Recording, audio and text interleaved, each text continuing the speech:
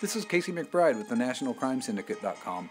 This is episode 2 of our interview with Mob Candy's Frank DiMatteo. In this episode, he tells us what it's like to sit down and have lunch with the Prime Minister of the Underworld, Frank Costello. We're also excited to announce that our next episode, which will be coming up shortly, is going to be with Scott M. Bernstein. We're going to be talking about Detroit and some of the mini projects that Scott's got going on. So we're very excited about that.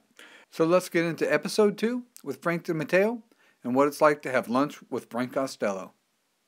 You know, I had lunch with Frank Costello in 1972. Oh, yeah. Well, we're going to talk about that. That was definitely coming up here. But, why we're getting on the subject, tell us a little bit about your uncle. You have a connection with Frank Costello. It was one of the reasons, because you've done a lot of interviews and you've written a lot of stuff, but those interviews are out there kind of talking about your life and some of these other guys, but I haven't really... nobody's ever really talked to you about this Frank Costello connection you have, which is huge. It's hard to find somebody these days that has actually met the man. So it's a great thing for somebody like me. But so tell us a little bit about your uncle and his connection with Frank Costello. Joe Schapani was a Genovese soldier, started back in the day of Luciano and Costello, and my Uncle Joe, chef, started driving for Costello. So he got very close with Costello. Through the years, Joe Schapani and Costello were very strong in unions, restaurant union and all those unions. So what happened was, as I got older, Joe Shep was old too, but Frank was real old. It was almost his last year. I think he died the next year. We needed some help in a union problem. So Joe Schapani went to Frank because Frank still had the connections. We wound up going to a restaurant in the city.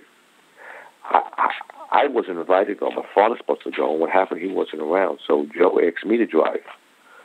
And that's what happened. I wanted to drive, and when we got there, I thought I was going to sit in the car. Joe said, no, we're going to go eat lunch. Come on in, Frankie boy. So we all sit down, and I didn't even know who the hell we were going to meet.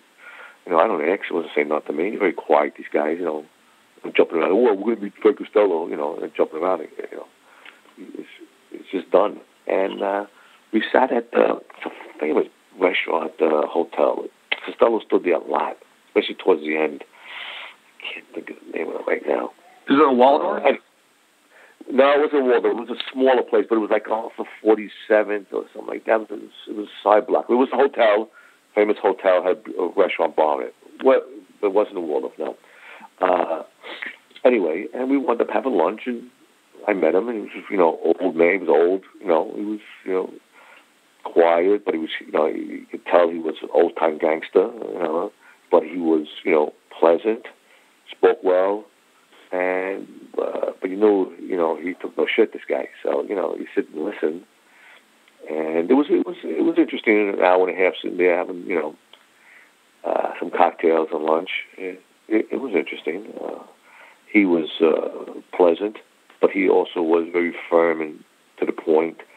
Like when he was asked, can you help with something? He goes, yeah, tell me what you need, what union, give me all the information. He was very precise, He wasn't just talking stuff and, idly, He wanted to know what it was, who it was, what you need, when you need it. Give me information, get back to you. And then, so he was really, really professional. And he was old. Yeah, well, it sounds like he was. I know you said in your book he was still pretty sharp, though, for an old guy. That's kind of nice to know. Yeah, Oh, he was as a whistle. You could see in his face. You could see he was getting old. You could see that. You could see that. But sharp as a whistle. Yeah, there was no grass was going under his feet. Forget about that. He was sharp. That's nice. But he was. Yeah. But he was strong. He was strong. You see a strong gangster. Quality. Even though he was smart, he was intelligent. But he was that old gangster, that's what I remember of him. That's what impressed me. Especially he was smart. He was professional. And he also was very pleasant, too. Smiled when he spoke to me, but he could see the old-time gangster in him, Right. Can't get rid of that, probably. Yeah, Uncle Joe had a great run with, from the old gangster days. He wasn't, not the new shit today. You're talking about the old, he was an old, real gangster. people, when Joe Shapani walked in the room, people lowered their voices and respectful, Right. Not like that. It's a whole different world. Yeah, I saw you in one interview. You mentioned too that he kind of became a bit of a diplomat. Like was kind of known for that too. Which sort of Costello was the same way. You think that's something that he got from just being associated with Costello, or probably. No, he probably learned off Costello, and then his niche was working with unions and had that power transferred to him. He was an old stick-up guy from the 40s and 50s. That's why they call him Gentleman Joe. Joe Shep used to go in when they used to put the bandanas on their face to go stick-up places and gin halls or card games, and he used to kiss the girls' hands on the way out. They call him Gentleman Joe. He used to leave girls' wedding bands on and stuff like that. He wouldn't rob their wedding rings or something like that. He was a character. He was a hooligan with the morals. That's why he was Gentleman Joe.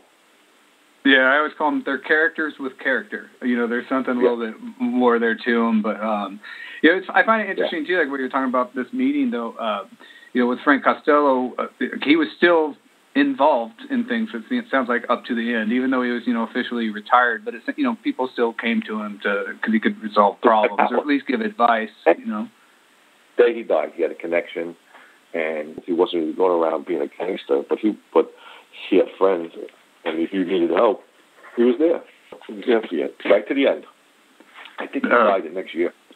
He did, yeah. He must have been, he was about 81 or 82 when you met him. So, that was right up there towards the end of his life. But that's why I find it interesting, he was still involved at all, or still, taking calls from people. At one point you would just think you would get in that life, you're like, hey, I'm done dealing with all this stuff. But, I think there was part of him that really liked that. He liked being asked advice or for help, especially at that age. He was still important, and he still had the connections, and he was strong right to the end. Right to the end, he had those guys, and those guys always respected him, and if he would ask for something or you needed help, he was there for you. He was really strong. I was a young guy. I don't think I was 16 when I met him. Most of the people I've talked to who've met him, they were all really young at the time. Most of them are younger than that. So you were at least, of a cognizant age where you knew who he was, and were, it wasn't just, some adult at the table in your family or something like that. You knew who you were dealing with. So it's interesting to hear somebody's perspective from that. I knew who he was, but I was afterwards that I, really found that was Frank Costello.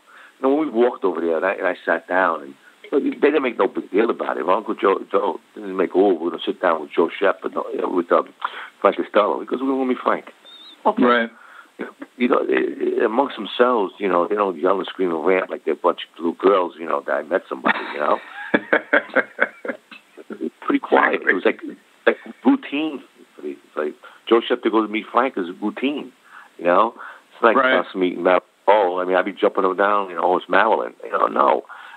Afterwards, you get a little old. I'm 16. I was worried about go get laid. I'm looking to go get laid. I'm looking to see my next dollar tomorrow. It was important. It was interesting.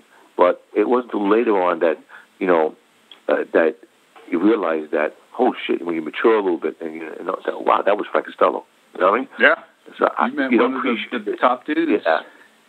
Right. So, and I wasn't a historian, and none of us were historians then. None of us were, this shit didn't happen when I was a kid. These pages and all these books and, how we do today in magazines, it's unheard of. People now are into it. Now, people are historians now. They study and they learn things because they have a like for this life, and the history of it. But those, it really wasn't as big those days. You just did it, when you're in the middle of doing it, I wasn't, thinking anything. With Joe Shep and Frank Costello, who cared? It was just normal, So that was with Costello. It was only one time. It was, it was a lunch, and like I said, then he passed away, So that was my. Hey, well, you got to meet him, though. I mean, that's a cool thing. You were talking about from the historian side of it. If you look back at that now, how many people can say that? Not very many. So.